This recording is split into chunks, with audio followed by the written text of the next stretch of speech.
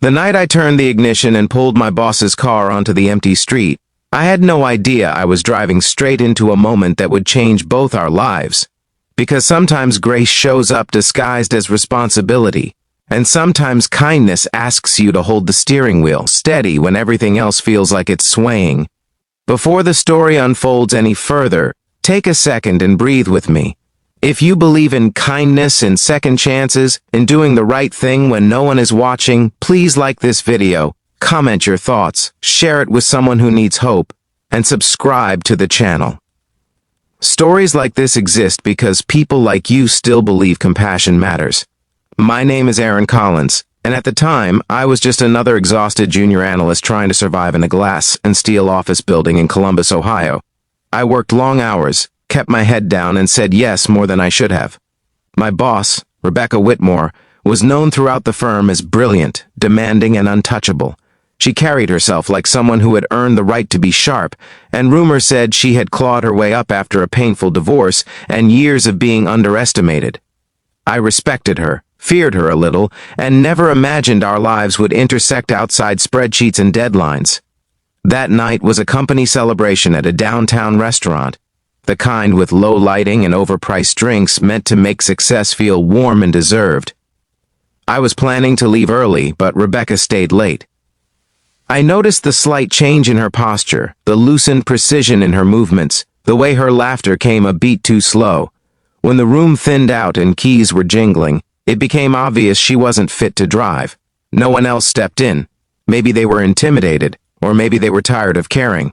I wasn't either. I offered to take her home, my voice steady even though my heart was racing. The drive was quiet, filled with streetlights, passing like slow blinks. She stared out the window, not asleep, not fully present either.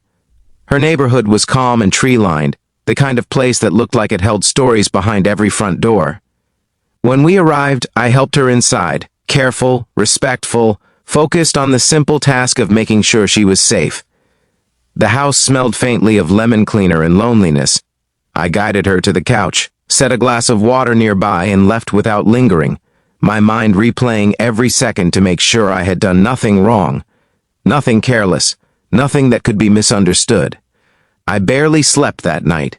By morning, anxiety sat on my chest like a weight.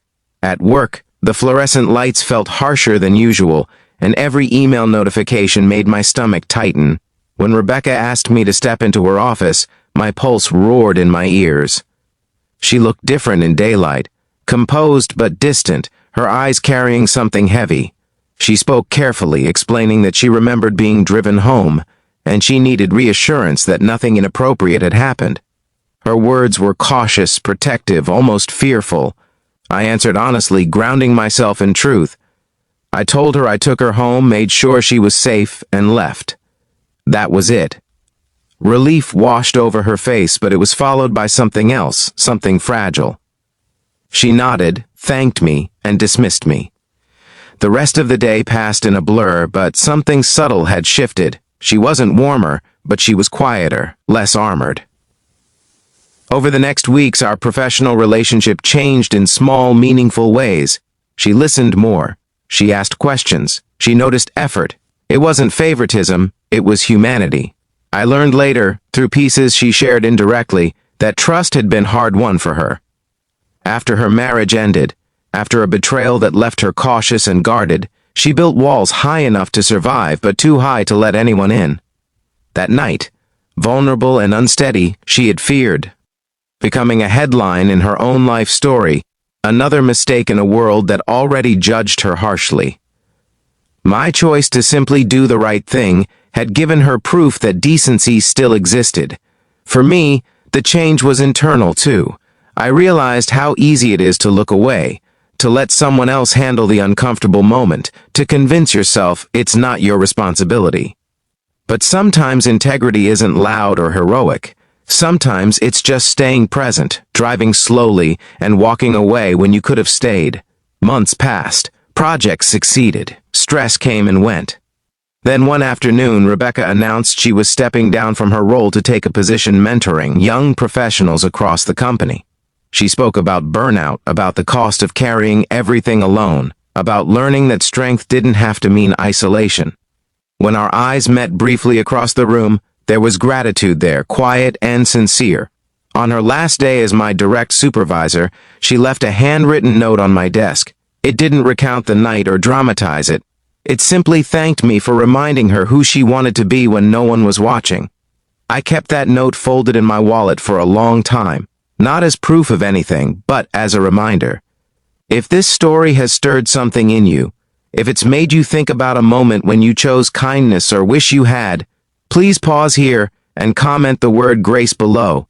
Your words matter, and someone reading them might need that reminder today.